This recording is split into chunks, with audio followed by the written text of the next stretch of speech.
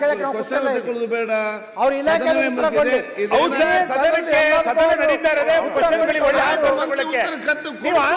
ನೋಡಿ, ನಿಮ್ ಪೀಠದಿಂದ ಸದಸ್ಯರಿಗೆ ಸರಿಯಾದ ಆನ್ಸರ್ ಅನ್ನು ಕೊಡಿಸೋ ಜವಾಬ್ದಾರಿ ನಿಮ್ ಪೀಠದ ವ್ಯವಸ್ಥೆ. ಹೌದು, 3 ದಿವಸದಿಂದ ಕೇಳ್ತಾ ಇದೀವಿ, ನಿಮ್ ಪೀಠನ ಸಹಕರಿಸ್ತಿಲ್ಲ. ಎಲ್ಲಿಗೆ ಹೋಗೋದು ನಾವು? ಎಲ್ಲಿಗೆ ಹೋಗೋದು ಅಂತ ಹೇಳಿ ಉತ್ತರ ಚರ್ಚೆ ಇತ್ತು. ಇವತ್ತು ಕರೆದ ಮಾತಾಡ್ತೇನೆ, ಉತ್ತರ ಅವ್ರು ಕೊಡಿಸುವ. ಸರಿ, ಮಾತಾಡಲಿಕ್ಕೆ ಕರೆಕ್ಟ್. ಈಗ ನಾನು ಅಧ್ಯಕ್ಷರೇ, ಒಂದೇ ನಿಮಿಷ ಕೋಪ ಮಾಡ್ಕೊಂಬಿಡಿ.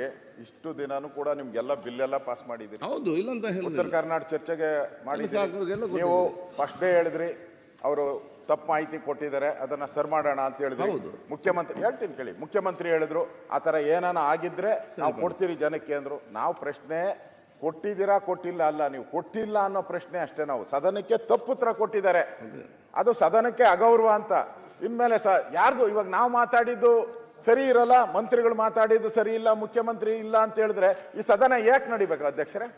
ಇದು ನಮ್ಮ ಪ್ರಶ್ನೆ ಅಲ್ಲ ಅಧ್ಯಕ್ಷರೇ. ತಾವು ಒಂದೇ ನಿಮಿಷ ಆತರ ಬೇಡ. ಇಷ್ಟೊತ್ತು ನೀವು ಕಾಂಗ್ರೆಸ್ ಪಾರ್ಟಿದ ಏನೋ ನಡೀತಾ ಇದ್ದಲ್ಲ, ಈಗ ಸದನ 1 ಗಂಟೆ ಲೇಟಾಗಿ ಕರೆದಿದ್ದೀರಾ, ಮುಂಚೆ 1:30 ಆಯ್ತು. ನಾನು ಹೇಳೋದು ಇದು 1,24,00,000 ಜನರ ಸಂಬಂಧಪಟ್ಟಿದ್ದು, ನನ್ನೊಬ್ಬನಿಗೆ ಸಂಬಂಧಪಟ್ಟಿದ್ದಲ್ಲ, ಯಾರೋ 10 ಜನಕ್ಕೆ ಸಂಬಂಧಪಟ್ಟಿದ್ದಲ್ಲ, 1,24,00,000 ಜನಕ್ಕೆ ಸಂಬಂಧಪಟ್ಟಿದ್ದು. ಅವ್ರಿಗೆ ದುಡ್ಡು ಸೇರಿಲ್ಲ, ಅವ್ರಿಗೆ 2 ತಿಂಗಳಿಂದ. ನೀವೇ ಹೇಳಿ, ನೀವು ಒಬ್ಬರು ಸಚಿವರಾಗಿ ಕೆಲಸ ಮಾಡಿದ್ದೀರಾ, ಸೀನಿಯರ್ MLA ಆಗಿದ್ದೀರಾ, ಇವಾಗ ಸಭಾಪತಿ ಆಗಿದ್ದೀರಾ ಅಧ್ಯಕ್ಷರೇ. ಈಗ ಜನವರಿ ಆದಮೇಲೆ ಫೆಬ್ರವರಿ ಕೊಡಬೇಕು, ಫೆಬ್ರವರಿ ಆದಮೇಲೆ ಮಾರ್ಚ್ ಕೊಡ್ಬೋದು. ಇವೆರಡು ಕೊಡ್ದಿರಾ ಮೇ ಜೂನ್ ಜುಲೈ ಹೆಂಗೆ ಹೋಗ್ಬಿಡ್ತದೆ ಅಧ್ಯಕ್ಷರೇ? ನೀವೇ ಹೇಳಿ, ಸಾಧ್ಯನಾ ಹಂಗೆ? ಇತಿಹಾಸದಲ್ಲಿ, ಕರ್ನಾಟಕದ ಇತಿಹಾಸದಲ್ಲಿ ಈ ಥರದ್ದು ಯಾವತ್ತೂ ನಡೆದಿಲ್ಲ. ಕೊಟ್ರೆ ಮತ್ತೆ ಅವ್ರು ಏನು ಮಾಡಬೇಕಾಯ್ತು? ಫೆಬ್ರವರಿಯಿಂದ ಶುರು ಮಾಡಬೇಕಾಯ್ತು. ಕಟ್ ಯಾಕೆ ಮಾಡಿದ್ರು? ಇಲ್ಲಿ ಮೋಸ ಮಾಡಕ್ಕೆ ಕಟ್ ಮಾಡಿದಾರ, ಜನಗಳಿಗೆ ದುಡ್ಡು ಉಳ್ಸಕ್ಕೋಸ್ಕರ ಕಟ್ ಮಾಡಿದಾರ, ಅಥವಾ ಖಜಾನೆ ಖಾಲಿ ಆಗಿದೆ ಕಟ್ ಮಾಡಿದಾರ? ಅದು ಸದನ ಗೊತ್ತಾಗಬೇಕು ಅಧ್ಯಕ್ಷರೇ. ಅವ್ರು ಯಾವ ಇಂಟೆನ್ಷನ್ ಅಲ್ಲಿ ಮಾತಾಡಿದಾರ? ಅವ್ರ ಸ್ವಂತಕ್ಕೋಸ್ಕರ ಮಾಡಿದಾರ, ಪಾರ್ಟಿಗೋಸ್ಕರ ಮಾಡಿದಾರ? ಇಷ್ಟು ಜನಕ್ಕೆ ಅವ್ರು 2 ತಿಂಗಳಿಗೆ ಆ ಮಹಿಳೆಯರು ಅವ್ರೇನೇನು ಕಮಿಟ್ಮೆಂಟ್ ಮಾಡ್ಕೊಂಡಿರ್ತಾರೆ, ಸಾಲ ಕಟ್ಟಬೇಕಾಗಿದೆ, ಮನೆಗೆ ರೇಷನ್ ತರಬೇಕಾಗಿದೆ,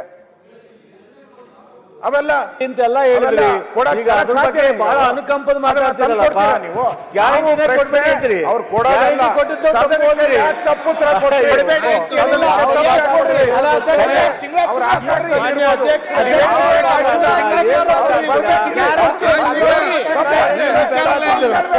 ಸರಿಯಾಗಿದ್ರೆ ಸರಿಯಾಗಿ ನೀವು ವಿಚಾರ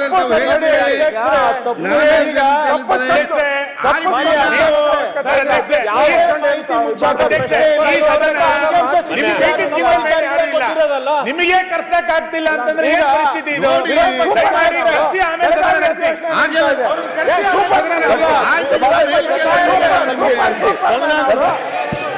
ಇಲ್ಲ, ಈ ರೀತಿ ಸದನವನ್ನು 10 ನಿಮಿಷ ಮುಂದಕ್ಕಾಗಿದೆ. ತುಂಬಾ ದಪ್ಪ ಇದ್ದೀರಾ, ಅದರಲ್ಲೂ ಯಾವುದೇ ಸೈಡ್ ಎಫೆಕ್ಟ್ ಇಂದ ಸಣ್ಣ ಆಗ್ಬೇಕಾ? ಎಷ್ಟೋ ಜನ ಹೇಳ್ತಾ ಇದ್ರಿ, ಸರ್ ನಾನು ಜಿಮ್ಗೆ ಹೋಗ್ತಾ ಇದ್ದೀನಿ ಆದ್ರೂ ಸಣ್ಣ ಆಗ್ತಾ ಇಲ್ಲ ಸರ್, ವರ್ಕೌಟ್ ಮಾಡ್ತಾ ಇದ್ದೀನಿ ಆದ್ರೂ ಸಣ್ಣ ಆಗ್ತಾ ಇಲ್ಲ ಅಂತ ಹೇಳ್ತಾ ಇದ್ರಲ್ಲ. 100% ಯಾವ ಜಿಮ್ಗೂ ಹೋಗ್ದಂಗೆ ವರ್ಕೌಟು ಮಾಡ್ದಂಗೆ ನೀವು ಸಣ್ಣ ಆಗ್ಬೋದು. ಪ್ರತಿದಿನ ಬೆಳಿಗ್ಗೆ ಸಂಜೆ 2 ಟೈಮ್ ನಮ್ಮ ಜೀನಿ ಸ್ಲಿಮ್ ನ ಯೂಸ್ ಮಾಡಿ ಯಾವುದೇ ಸೈಡ್ ಎಫೆಕ್ಟ್ ಇಲ್ದಂಗೆ ನೀವು ಸಣ್ಣ ಆಗ್ತೀರಾ. ಯಾಕೆಂದ್ರೆ ಜೀನಿ ಸ್ಲಿಮ್ ಒಂದು ಉತ್ತಮ ಆಹಾರ. ಯಾರಾಗ್ತಾರೆ MLA ಅಭ್ಯರ್ಥಿ 2028 ಶೀಘ್ರದಲ್ಲೇ. ಪ್ರತಿದಿನ ಒಂದೊಂದು ಕ್ಷೇತ್ರದ ಟಿಕೆಟ್ ಆಕಾಂಕ್ಷಿಗಳ ಸಂಪೂರ್ಣ ಮಾಹಿತಿ ಪೊಲಿಟಿಕಲ್ ಜರ್ನಲಿಸ್ಟ್ KM ಶಿವಕುಮಾರ್ ಅವರಿಂದ. ಕರ್ನಾಟಕದ ನಂಬರ್ 1 ಡಿಜಿಟಲ್ ಮೀಡಿಯಾ ನಿಮ್ಮ ನೆಚ್ಚಿನ ಕರ್ನಾಟಕ ಟಿವಿಯಲ್ಲಿ ಮಾತ್ರ.